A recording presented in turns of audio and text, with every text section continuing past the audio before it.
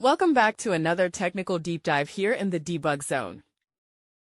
Today, we're tackling a big question and breaking it down with insights from other users.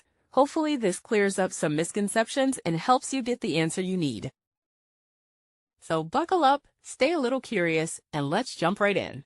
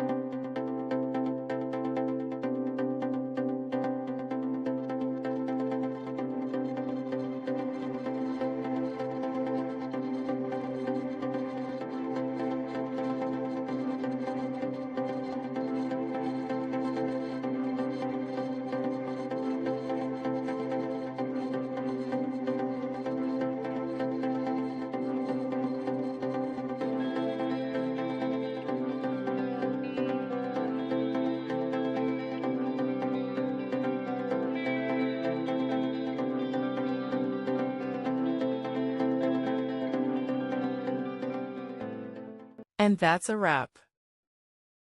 I hope you found the answer you were looking for. If you did, take a second to hit that subscribe button. It really helps out. And let me know in the comments which solution worked best for you.